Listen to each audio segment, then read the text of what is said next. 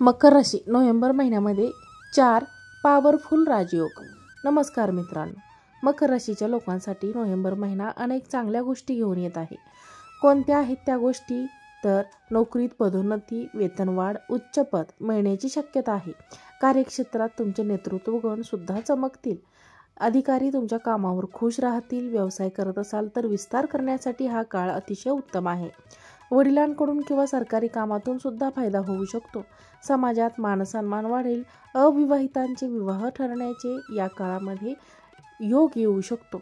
कुटुंबात आनंदाचं आणि उत्साहाचं वातावरण राहील. पण एवढ्या सगळ्या चांगल्या घटना 1 नोव्हेंबरपासून होणार आहेत. हा महिना कसा काय देऊ शकतो या घटना? तर आणखीन कुठल्या महत्त्वाच्या घटना या नोव्हेंबर महिन्यात होणार आहेत, मकर राशीसाठी घडणार आहेत?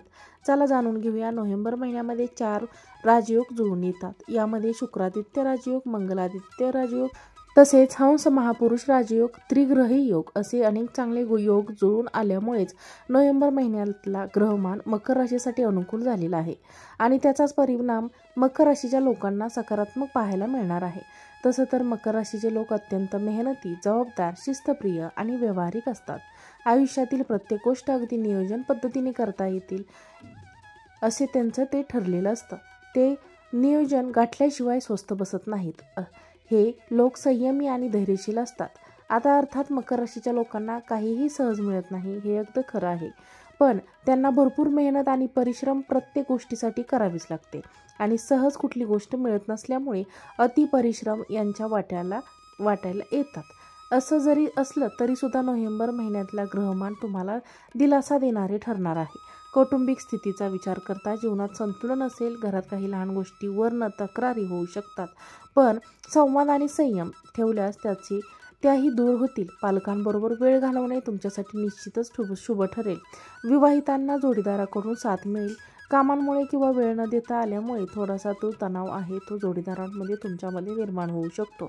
म्हणूनच जोडीदाराला थोडासा वेळ द्या. घरात एखाद्या धार्मिक कार्यक्रमाचे आयोजन सुद्धा केलं जाऊ शकते. आर्थिकदृष्ट्या मकर राशीसाठी नोव्हेंबर महिना चांगला म्हणावा लागेल. तसेच 4 राजयोग आहेत. ते 4 राजयोग हे या आर्थिक स्थितीमध्ये तुम्हाला होणार आहेत. हळूहळू हे स्थैर्य देईल.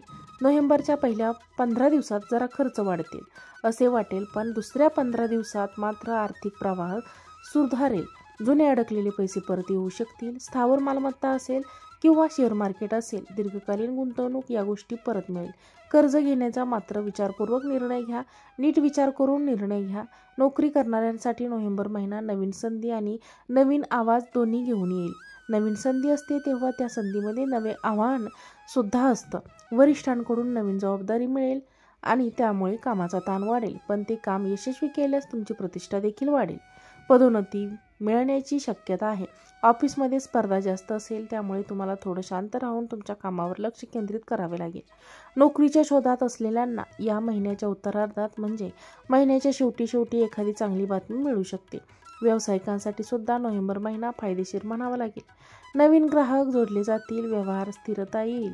भागीदारीत काम करत असाल तर विश्वास टिकावा, कारण गैरसमज वाढू शकतात. नवीन प्रोजेक्ट सुरू करण्यासाठी तर या महिन्याचा दुसरा आठवडा शुभ आहे. जुने क्लायंट्स परत मिळतील आणि नफा देखील वाढेल. विद्यार्थ्यांसाठी एकाग्रता आणि मेहनत हेच 2 मंत्र आहेत जे त्यांना यश मिळवून देऊ शकतील. करिअर विषयक निर्णय घेताना मोठ्यांचे मार्गदर्शन घ्या. स्पर्धा परीक्षांची तयारी करणाऱ्यांना गुरूंची कृपा लाभते. विज्ञान, अभियांत्रिकी आणि व्यवस्थापन या क्षेत्रातल्या अभ्यास करणाऱ्या मुलांसाठी चांगले यश आहे, मात्र वेळेचे नियोजन करणे अत्यंत आवश्यक आहे.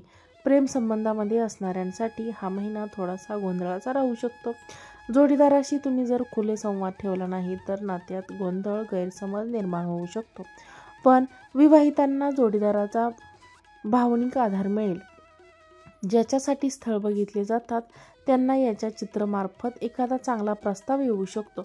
मंडळी, सुरुवातीला म्हटलं तसं जे 4 राजयोग नोव्हेंबर महिन्यात तयार होत आहेत ते लाभप्रद मकर राशीला ठरणार आहेत. मगाशी म्हटलं त्याचं उत्पन्न वाढण्याची शक्यता तर आहेच, पण या व्यतिरिक्त सुद्धा कुटुंबातील सदस्यांकडून तुम्हाला पाठिंबा मिळणारे रखडलेले व्यवहार अचानक पूर्ण होऊ शकतील. गुंतवणुकीतून नफा सुद्धा मिळत होतो. फक्त आता या सगळ्या संधी ज्या आहेत त्या संधीचं सोनं करायला करता आलं पाहिजे. कारण ग्रहमान जेव्हा एखादा योग दाखवतो तेव्हा शक्यता असते. हे मात्र माणसाचं कर्म आहे, जे माणसाचं नशीब ठरवतात.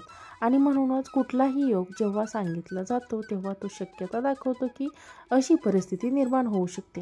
पण त्या परिस्थितीमध्ये स्वतःचा फायदा कसा करून घ्यायचा किंवा काय मिळवायचं हे मात्र प्रत्येक व्यक्तीने आपल्याला ठरवायचं. त्यामुळे तुम्हीसुद्धा तुमच्या वाट्याला येणाऱ्या संधीचं सोनं नक्की करा. मित्रांनो आणि मैत्रिणींनो, तुम्हाला जर हा व्हिडिओ आवडला असेल तर व्हिडिओला एक लाईक करा आणि व्हिडिओला हाईप करायला विसरू नका. चॅनलवरती नवीन असाल तर चॅनलला सबस्क्राईब करा आणि जास्तीत जास्त व्हिडिओला शेअर करा. आजचा व्हिडिओ पाहिल्याबद्दल तुम्हा सर्वांचे मनापासून खूप खूप धन्यवाद. श्री स्वामी समर्थ. जय जय स्वामी समर्थ.